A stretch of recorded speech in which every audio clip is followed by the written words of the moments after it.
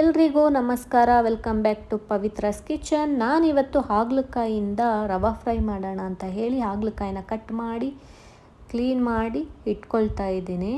ಒಂದು ಬೌಲ್ಗೆ ಉಪ್ಪು ನೀರನ್ನು ಹಾಕಿ 5ರಿಂದ 10 ನಿಮಿಷ ಹಾಗಲಕಾಯನ್ನು ನೆನೆಸಿಟ್ಕೊಳ್ತಾ ಇದ್ದೇನೆ. ಯಾಕಂದರೆ ಅದರದ್ದು ಕಹಿ ಅಂಶ ಸ್ವಲ್ಪ ಕಡಿಮೆ ಆಗುತ್ತೆ ಅಂತ. ಮತ್ತು ನಾನು ಅದನ್ನು 2 ಸಾರಿ ಉಪ್ಪು ನೀರಲ್ಲಿ ವಾಶ್ ಮಾಡಿ ತೆಗೆದಿಟ್ಕೊಳ್ತಾ ಇದ್ದೇನೆ. ಒಂದು ಬೌಲ್ಗೆ ಚಿಲ್ಲಿ ಪೌಡರ್, ಅರಿಶಿಣ, ಧನಿಯಾ ಪೌಡರ್, ಆಮ್ಚೂರ್ ಪೌಡರ್, ಎಳ್ಳು, ಶುಂಠಿ ಬೆಳ್ಳುಳ್ಳಿ ಪೇಸ್ಟ್, ಉಪ್ಪು, ಗರಂ ಮಸಾಲ, ಕಡಲೆ ಹಿಟ್ಟು, ಕಾರ್ನ್ಫ್ಲೋರ್ ಎಲ್ಲವನ್ನು ಸೇರಿಸಿ ಮಿಕ್ಸ್ ಮಾಡ್ಕೊಳ್ತಾ ಇದ್ದೇನೆ. ಅದಕ್ಕೆ ವಾಶ್ ಮಾಡಿಟ್ಟಿದ್ದಂಥ ಹಾಗಲಕಾಯಿನ ಕೂಡ ನಾನು ಸೇರಿಸ್ತಾ ಇದ್ದೇನೆ. ಅದನ್ನು ಮಿಕ್ಸ್ ಮಾಡ್ಕೊಳ್ತಾ ಇದ್ದೇನೆ. ಮಿಕ್ಸ್ ಮಾಡಿದ ನಂತರ ಒಂದು ಪ್ಲೇಟ್ಗೆ ಚಿರೋಟಿ ರವನ ನಾನು ತಗೊಳ್ತಾ ಇದ್ದೇನೆ. ಚಿರೋಟಿ ರವದಲ್ಲಿ ಡಿಪ್ ಮಾಡಿ ಎಲ್ಲವನ್ನು ತೆಗೆದು ಒಂದು ಪ್ಲೇಟಲ್ಲಿ ಇಟ್ಕೊಳ್ತಾ ಇದ್ದೇನೆ.